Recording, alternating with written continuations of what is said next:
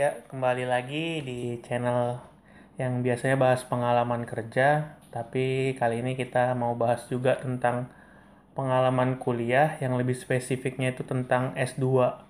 Nah, kita hari ini mau ngebahas bareng Faiza yang udah ngejalanin serangkaian tes dan sudah berkuliah ya, kurang lebih 1 tahun lebih di Institut Teknologi Bandung. Itu untuk jurusan apa? Jurusan Teknik dan Manajemen Industri. Oke, teknik dan manajemen industri. Jadi kenapa nih awalnya bisa tertarik buat ke ITB? Karena kan perguruan tinggi negeri di Indonesia termasuk banyak dan bagus-bagus juga. Karena kan ya kita tahu ITB kan salah satu institut terbaik di Indonesia. Apalagi kita tahunya ITB itu yang paling top lah gitu kan. Hanya pengen lanjutinnya ke ITB gitu. Ya Apakah karena tahu kurikulum, fasilitas, kemudian sistem pembelajarannya juga bagus dan sudah mengikuti internasional kurikulum. eh, kemarin berarti kalau untuk di ITB sendiri tesnya itu ada berapa tahap tuh sampai kita bisa lulus dan berkuliah di situ? Kalau untuk tes itu ada 3, tapi Hmm. satu waktu sih. Jadi Hmm. pertama kita daftar online, Hmm. melengkapi semua persyaratannya. Hmm. Kemudian kalau persyaratan kita lengkap, kita lulus administrasi, Hmm. kemudian kita dipanggil untuk tes. Jadi tesnya ini ada 3 tes di ITB, tes kemampuan dasar, tes teknik industrian, sama wawancara. Hmm. Jadi kalau misalnya kita lolos tesnya ini, kita lulus, kemudian kita udah deh jadi mahasiswa ITB, harus dipanggil keluar pengumumannya, lulus baru bisa kuliah di ITB. Nah, terus kan kemarin ada 3 tahap tuh kan. Itu rentang waktu tesnya itu berdekatan atau ada selang waktunya berapa lama antara ketiga tahap tes itu? Jadi itu waktu pembukaan pendaftaran itu ada 3 gelombang. Hmm. Jadi tiap gelombang ini ada tesnya. Hmm. Misalnya daftar di gelombang pertama, kemudian nggak lulus, bisa Hmm. daftar lagi di gelombang kedua. Hmm. Kayak gitu juga, saya daftar lagi di gelombang ketiga. Cuman kayaknya lebih banyak kuotanya di gelombang pertama. Jadi Itu kalau misalnya gelombang pertama uh, udah hampir tercukupi kuotanya, jadi ya gelombang ke gelombang ketiga jadi nggak terlalu banyak lagi yang lulus. ya ya. Jadi kemudian dari pendaftaran sampai dipanggil tes itu sekitar 1 bulan apa ya, atau 1 bulan lebih gitu kan. Oke, Kemudian berarti dipanggil untuk tes tertulis hmm, di ITB, kemudian pengumuman tes tertulis di ITB sampai ke kita lulus atau enggaknya itu sekitar 1 atau 2 bulan gitu. oh, cukup lama juga sih ya berarti nunggunya ya. Ya sih. Terus tadi kan misalnya kita kan udah ikut gelombang pertama, itu nggak lulus. Kan boleh ikut gelombang kedua ya. Ya, Nah, itu apakah bayar uang pendaftaran lagi atau gimana? bayar lagi sih, Oh, bayar semuanya bayar lagi. lagi. Iya, iya, iya. Kalau untuk uang pendaftarannya kemarin berapa di awal? Kalau kemarin 600.000 untuk Hmm. ini jurusan TNI ya, Teknik dan Manajemen Industri. Oke. Nah, untuk tesnya tadi sendiri ada nggak passing grade khususnya dari ini untuk nilai TPA atau nilai TOEFL-nya sendiri gitu, biar kita sama-sama tahu gitu, teman-teman juga bisa tahu ada standarnya berapa yang harus dikejar untuk bisa lulus. Ya kan, jadi salah satu syarat untuk daftar S2 itu kok ada tes TPA, Mm-mm. tes potensi akademik, sama TOEFL. Kalau untuk TPA mesti TPA Bappenas, Hmm. jadi itu minimum skornya itu 475. Oke. Jadi tesnya itu bisa di Bappenasnya langsung di Jakarta, bisa juga di ITB. ITB juga menyelenggarain TPA-nya. Hmm. Kemudian kalau TOEFL bisa TOEFL IBT, CBT, ITP, IELTS, TOEIC atau ILPT. ILPT ini khusus untuk di kawasan ITB, jadi nggak bisa dipakai di luar ITB sertifikatnya.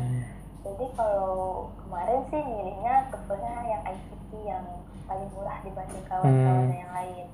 Jadi kalau untuk setiap jenis TOEFL itu beda-beda sih passing grade-nya. Kalau khusus ICT itu kemarin minimal 475. 475. Kalau untuk nilai TPA tadi minimalnya ada nggak? 475 juga. 475 juga. Oh, berarti misalkan udah mencapai passing grade, tetap diadu lagi ya, yang lebih tinggi gitu yang diambil atau yang udah lulus passing grade pasti lolos semua? Sebenarnya kalau TPA sama TOEFL ini tuh untuk persyaratan pendaftaran yang menjadikan kita lulus atau enggak itu tes ke teknik industri yang tadi sama wawancara. Berarti yang penting ini untuk syarat daftar ya? Iya, untuk syarat. Bukan untuk diadu dengan yang lain tinggi-tinggiannya. Oh ya. Itu nggak dirankingkan, nggak jadi syarat untuk lulus sih. Soalnya dulu pernah ada yang dia tes TOEFL-nya belum sampai minimum, tapi dia bisa lulus jadi mahasiswa di TNI. Kemudian tapi dengan syarat pas pendaftaran ulang dia harus sudah mempunyai sertifikat TOEFL yang mencapai minimumnya. Jadi itu nggak jadi syarat kelulusan sih. Nah, untuk tes tertulisnya tadi gimana tuh? Ada rangkaian tesnya, ada apa aja, dan kisi-kisi soalnya tuh bahas tentang apa aja kira-kira? Jadi untuk tes tertulisnya itu ada 3 jenis tes. Jadi yang pertama tes kemampuan dasar, wawancara, sama tes keteknikan industri.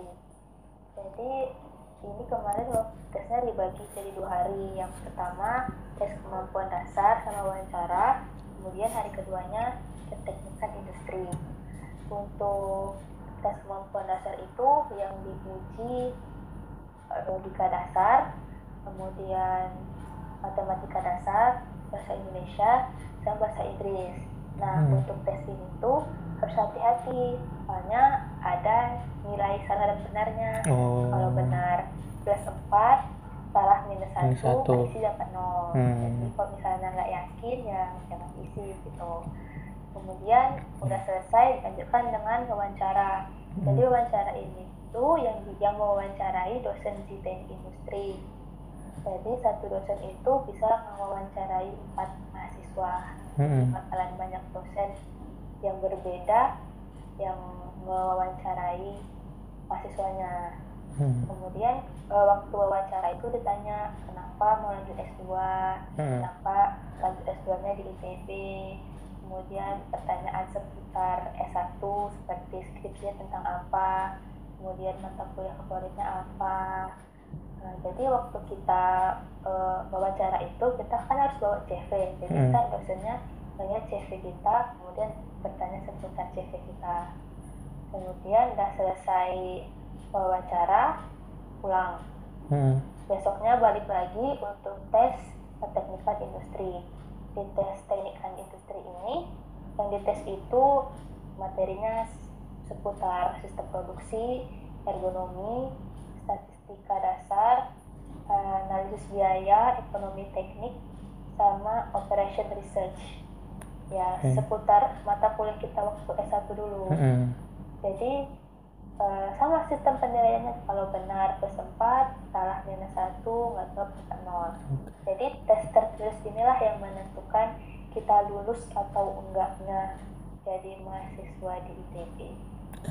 Dan kalau untuk pertanyaan dosen tadi pas wawancara, kalau ditanya kenapa mau S2 gitu, itu jawaban terbaiknya apa sih sebenarnya? Karena kan mungkin banyak juga yang bingung buat ngejawab itu. Ya, sebenarnya sih tergantung niat kitanya ya. Karena nggak detail juga sih hasil wawancara kita ya, cuman niat baik kita apa. Kalau misalnya iya saya mau lebih mendalami ilmu Bu, Mm-mm. boleh. Atau ternyata saya selama di dunia kerja itu ilmu saya masih kurang Bu, jadi saya mau lanjut S2 lagi untuk bisa mendalami pekerjaan saya nantinya setelah selesai S2 tuh. Jadi sih dengar-dengar kalau wawancara itu ya hanya formalitas aja, nggak Iya, jadi oke. syarat kelulusan. Cuman masih dilihat lah keseriusan kita untuk lanjut S2 itu di wawancara. Terus ntar berarti untuk planning ke depannya sendiri gimana nih? Setelah lulus, apakah berniat untuk jadi dosen atau bekerja di sebagai karyawan atau mau buka usaha atau apa planning ke depannya? Kalau niat pribadi sih pengennya kerja di perusahaan ya. Mm-mm. Jadi pengen ngerasain gimana sih rasanya kerja kantoran gitu kan. Mm-mm. Selama ini juga udah lihat kawan-kawan kerja cari uang, Mm-mm. pagi-pagi, pulang sore. Terusnya gimana ya gitu, penasaran kan. Mm-mm. Jadi pengennya sih niat pribadinya sih pengennya kalau lolos gitu kan Mm-mm. kerja di perusahaan. Mm. Kalau belum rezekinya ya mungkin kepikiran jadi dosen. Mm-mm. Cuman ya bukan yang utama ya, mungkin untuk sampingan aja gitu ya. Pada iya Oke. Setelah lulus nih, udah dapat pengumuman. Setelah itu prosesnya gimana? Apakah langsung masuk kuliah atau ada pengarahan-pengarahan lagi tuh? nah kalau sudah dapat pengumuman kita lulus jadi mahasiswa pasca sarjana ITB, pertama kita itu kalau kemarin sih ada matrikulasi. Jadi kalau sarjananya di luar ITB harus wajib ikut matrikulasi. Di luar ITB atau di luar teknik industri? Di luar ITB. Di luar ITB. Walaupun teknik industri Oh iya, tapi oke. bukan di ITB wajib ikut matrikulasi. Hmm. Jadi matrikulasi pas kemarin itu ada 5 mata kuliah. Jadi itu matrikulasi ini kan sebelum mulai perkuliahan kan. Jadi ibaratnya untuk menyamakan semua ilmu dari berbagai universitas. Jadi menjadi satu jalan gitu. Nah ini kan mahasiswanya kan banyak nih dari berbagai macam universitas. Jadi ikut matrikulasi untuk sejalan mengikuti alurnya ITB gitu. Dan itu kemarin seputar matrikulasi itu ada 5 masalah mata kuliah, ada analisis biaya sama ekonomi teknik, analisis perancangan teknik industri, statistika dasar, operation research, sama ergonomi perancangan sistem kerja. Jadi kalau misalnya nih kita ikut matrikulasi ini tuh, misalnya nilai, jadi ini penilaiannya itu dari tes keteknikan industri yang sebelumnya waktu tes tertulis. Kalau misalnya di keteknikan industri tadi kan ada ininya kan materi-materinya. Kalau misalnya materi semua kita itu nilainya bagus, kita bisa nggak ikut matrikulasi. Jadi yang membuat kita ikut matrikulasi ini karena nilai kita waktu tes keteknikan industri itu kurang. Jadi misalnya nih untuk perancangan teknik industri waktu tes tertulis kemarin nilainya nggak nyampai standar minimum. Jadi kita pas matrikulasi harus ikut mata kuliah perancangan teknik industri. Oh berarti matrikulasinya nggak semuanya dapat diikutin ya? Misalkan udah ada yang lulus, jadi dia nggak perlu ikut lagi gitu? Ya misalnya nih dia ekonomi tekniknya pas tes tertulis udah bagus, jadi pas matrikulasi dia nggak ikut lagi. Jadi kan dia udah hemat biaya tuh, soalnya kan matrikulasinya bayar. Oke. Dan untuk matrikulasi itu berarti ada standar kelulusannya lagi atau pasti lulus semua atau gimana? Ada ujiannya lagi, jadi kan satu mata kuliah itu ada 4 pertemuan. Tapi ini belum kuliah nih ya hitungannya ya? Belum kuliah. Jadi, kalau kuliah mulainya Agustus, matrikulasi kemarin mulainya Juli. Iya, iya. 1 bulan, hampir 1 bulan lebih matrikulasi. Jadi ada 4 pertemuan. Setiap pertemuan itu di akhir pertemuan ada kuis. Jadi ada 4 pertemuan, ada 4 kuis. Setelah semua mata kuliah udah selesai 4 pertemuan, maka ada ujiannya. Nah, jadi di ujian inilah yang menentukan kita lulus matrikulasi atau enggak. Misalnya kita enggak lulus matrikulasi 1 mata kuliah, kita wajib ngulang. Ngulangnya itu tahun depan lagi. Oh, berarti bisa sama junior gitu ngulangnya bareng ya? Sama yang di bawah kita 1 tahun gitu. Iya, jadi ngulangnya tahun depan. Jadi misalkan kalau dia punya IPK bagus, juga tesisnya udah mau kelar, tapi dia terkendala di matrikulasi ini gimana? Gak bisa lulus, karena kelulusan matrikulasi itu jadi syarat untuk lulus. Oh iya, oke. S2-nya gitu. Oke. Misalnya teman-teman nih ada yang tertarik untuk lanjut S2 di ITB sendiri. Cara daftarnya itu gimana? Apakah lewat website atau lewat apa? Bagaimana? Kalau tertarik untuk mendaftar S2 di ITB, bisa buka di website ITB www.usm.itb.ac.id. Jadi ntar di sana ada semua informasi seputar pembukaan pendaftaran, kapan buka pendaftarannya, persyaratannya apa aja, kemudian untuk pilihan program studinya apa aja, semuanya lengkap di websitenya ITB. Kemudian kalau untuk pendaftaran sih online, jadi ntar kita registrasinya online, semuanya online deh.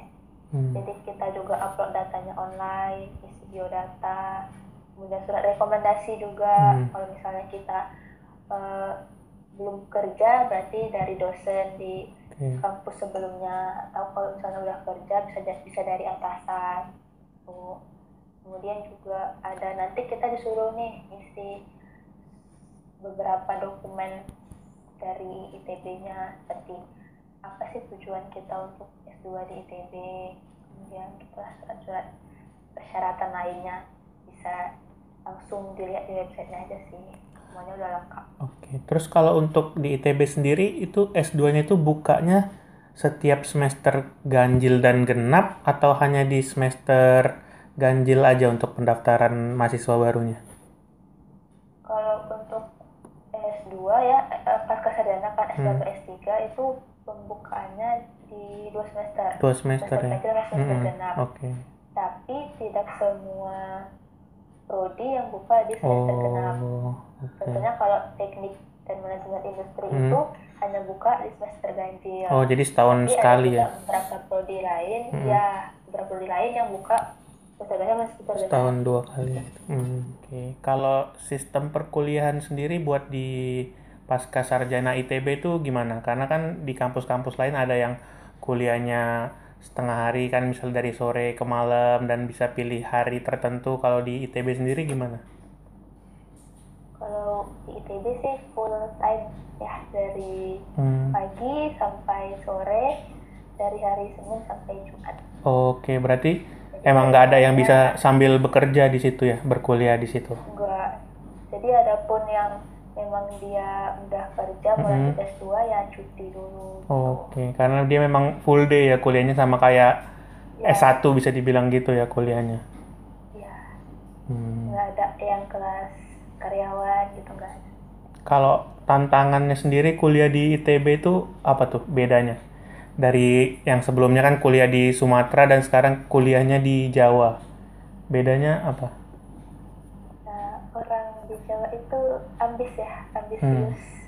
Apalagi anak-anak ITB terkenal ambisiusnya, rajinnya, kepintarannya. Jadi tertantangnya di situ sih.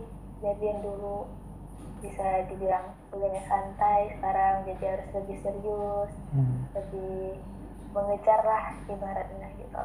Iya. Sama aja sih sebenarnya, di Sumatera juga kemarin ada juga sih yang ambisius kan, tetap aja ada mungkin, tapi nggak sebanyak yang di Jawa gitu. Iya, jadi itu ya gitulah, kayaknya lebih banyak belajar daripada mainnya orang-orang di sini. Tapi ada juga mainnya. Kemudian buat teman-teman juga nih yang mau tertarik daftar, kira-kira ada tips and trick khusus nggak biar kita bisa masuk dan jadi mahasiswa pasca sarjana di ITB itu sendiri? Kalau untuk tipsnya sih rajin belajar ya. Jadi untuk TPA-nya juga diusahain tesnya jauh hari sebelum penutupan pendaftaran. Soalnya kan ada yang beberapa kali kesulitan di TPA-nya itu udah sampai nilai minimum, jadi mesti ngulang lagi. Iya. Kan juga jadwal untuk TPA-nya kan nggak tiap hari, jadi kan kita harus nyocokin lagi dengan jadwal penyelenggaraan TPA-nya. Jadi kan diusahain untuk tes TPA itu jauh hari sebelum penutupan pendaftaran. Begitu juga sama TOEFL. Jadi kan TOEFL yang diakuin itu yang dilembagai oleh ITS. Jadi nggak semua TOEFL itu bisa dipakai seperti PPT atau apa gitu kan yang ada banyak di kursus-kursus itu belum bisa dipakai. Jadi hanya TOEFL yang memang disyaratkan yang ditentuin di website itu yang bisa dipakai. Jadi itu ya usahain memang TOEFL-nya ya belajarnya memang serius. Soalnya kan untuk TOEFL yang diakui ITS itu pembayaran biayanya kan juga nggak kecil, lumayan mahal. Jadi kan kalau misalnya nggak sampai nilai minimum kan sayang uangnya, ulang lagi. Jadi ya usahain memang belajar dulu, persiapkan dulu sebelum ikut TOEFL-nya. Kemudian ikut TOEFL-nya serius, udah dapat nih skornya di atas standar, langsung daftar, jangan tunda-tunda lagi, daftar sebelum penutupan pendaftaran. Gitu sih. Kalau untuk tes tertulisnya ya memang banyak ngulang-ngulang pelajaran waktu S1 gitu. Karena kan memang persis banget apa yang dipelajarin S1 keluar semua gitu. Jadi ya buka buku lagi, buka catatan lagi gitu.